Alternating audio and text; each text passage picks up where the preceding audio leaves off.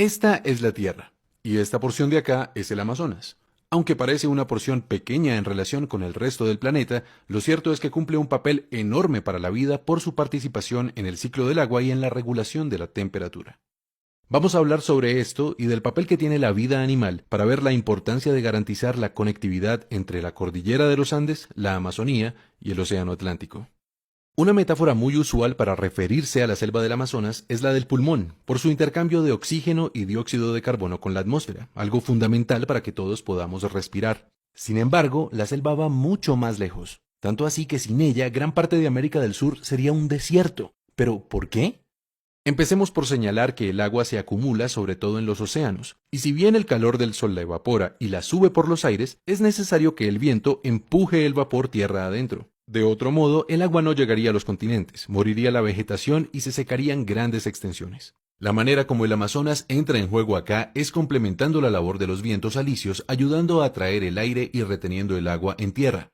Esta es una hipótesis fascinante. Según ella, los bosques son también responsables de los vientos porque la transpiración de los árboles genera un vapor que cuando se enfría se condensa. La condensación disminuye la presión del aire y entonces se crean vacíos que succionan aire de los océanos hacia el continente. Este proceso, realizado a la escala de 600.000 millones de árboles que hay en el Amazonas, produce fuertes vientos de aire húmedo, casi como ríos voladores provenientes del Atlántico. Y así se generan las nubes y la lluvia que hidrata el continente. Ahora, dentro del continente aparecen los Andes. Ellos reciben el agua que traen los vientos, ayudan a retenerla con su vegetación y la distribuyen por toda la tierra con los ríos. Y los ríos llevan el agua de vuelta al océano Atlántico para que el proceso se repita. Eso en cuanto al ciclo hidrológico. Ahora consideremos la temperatura. Sabemos que el dióxido de carbono actúa como una barrera que impide que el calor salga de la Tierra. Este es el famoso efecto invernadero. Pues bien, los árboles contrarrestan dicho efecto absorbiendo el dióxido de carbono de la atmósfera a través de la fotosíntesis.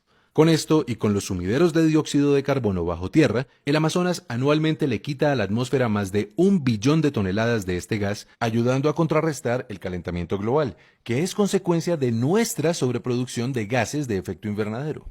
Por otro lado, el Amazonas también regula la temperatura creando nubes, pues las nubes, especialmente las que son bien blancas, reflejan la luz del sol, y así impiden que llegue hasta el suelo y nos caliente en exceso. El bosque frondoso del Amazonas guarda bajo sus raíces grandes cantidades de agua, y entonces, a través de la evaporación y la transpiración de las plantas, genera 7 veces más vapor que el océano, es decir, muchas más nubes que reflejan más luz solar.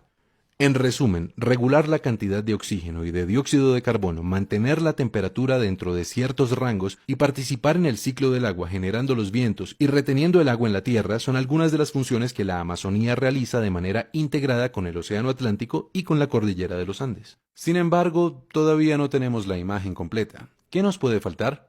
Nada más y nada menos que la vida animal. Todos hemos oído, por ejemplo, de la importancia de las aves para diseminar las semillas de los árboles, pero cada animal, cada planta, cada insecto, también los hongos y los minerales, todos realmente cumplen un papel importante en los procesos físicos, químicos y biológicos de la Tierra. Porque pensando desde una perspectiva más amplia, la Tierra es un solo sistema, un organismo que se regula a sí mismo. Cada entidad que la habita es entonces una parte del engranaje completo, del gran organismo planetario. Y por eso, de la participación de cada uno, depende la resiliencia del todo. Los animales hacen una contribución notoria con sus posibilidades de desplazamiento y con sus metabolismos. Pero hay un animal bastante particular, capaz de transformar de maneras nunca antes vistas la Tierra: el hombre. El mundo está poblado por distintas culturas con prácticas y creencias diversas. Los indígenas del Amazonas y también el hombre occidental son grupos humanos que, como todos, hacen parte del gran organismo planetario. Pero las prácticas y las creencias de estos dos grupos suponen relaciones muy distintas entre ellos y el resto de la naturaleza. ¿Cuáles han sido sus relaciones con el Amazonas? Empecemos por los pueblos indígenas. Si bien hay más de 400 culturas diferentes habitando la selva, lo cierto es que a todas ellas les es común una forma de relacionarse con la naturaleza. En su pensamiento y sus prácticas, ellos se fusionan con el aire, con el agua, la vegetación y los animales. Reconocen pues que sus cuerpos, su vida misma es interdependiente con la selva, y de esta manera se comportan como sus aliados.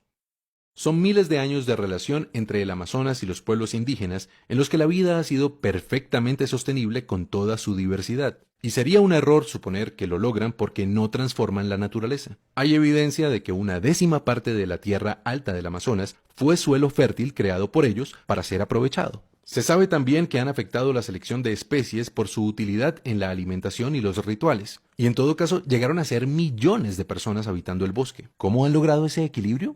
Con conocimiento. En la educación indígena se prepara al individuo para vivir en armonía con el entorno natural y social en que nace. Ellos se transmiten el respeto por los espíritus guardianes del universo, que los llevan a hacer un uso responsable de los recursos y a entender que el consumo afecta el flujo y la distribución de la energía en el sistema global. De forma que sus prácticas son coherentes con estas ideas y buscan mantener el balance que afectan con sus acciones. Así, por ejemplo, los indígenas del Amazonas solían cambiar la ubicación de sus asentamientos cada 20 años, con el propósito de permitir que la naturaleza se regenerara.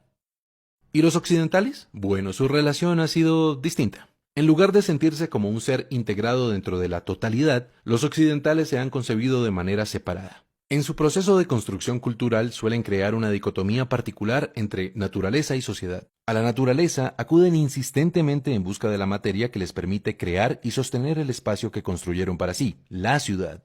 Por eso, el Amazonas ha sido para ellos fuente de madera y petróleo e incluso un estorbo para la ganadería, entre muchas cosas que, en últimas, destruyen el equilibrio entre la selva y sus habitantes. Ha sido, pues, una comprensión insuficiente del equilibrio natural con consecuencias indeseables para la vida misma. Y solo hasta ahora, el occidental empieza a entender la importancia de que su civilización crezca de manera sostenible. Precisamente por eso es que hemos empezado una gran discusión ecológica global. Hoy queremos decir que un paso muy importante en dirección de la sostenibilidad es garantizar la preservación del Amazonas y su conectividad con la cordillera de los Andes y el Océano Atlántico, porque resulta que todas las funciones ecológicas que realiza este ecosistema no las hace solo como una suma de árboles y ríos, de ninguna manera. El Amazonas, el océano y la cordillera deben ser un continuo ecológico a través del cual fluya la energía y la información. Es decir, que fluyan los ríos terrestres y aéreos, el oxígeno, el dióxido de carbono y otros elementos, la roca sedimentaria y también la información genética y las prácticas culturales, para que todo esto en conjunto garantice la diversidad que da mayor resiliencia al sistema entero. La labor que se ha hecho hasta ahora ha sido muy importante y ya está cubierto gran parte del territorio que necesitamos integrar en modelos sostenibles. Los gobiernos han puesto de su parte para crear áreas protegidas y reconocer territorios indígenas, pero nos siguen faltando algunas zonas entre esos parches que garanticen la conectividad. Una conectividad que no solo fortalecerá los servicios ambientales, la resiliencia del planeta y la estabilidad climática, sino que nos dará la oportunidad de articularnos con los pueblos indígenas para repensar nuestra relación con la tierra.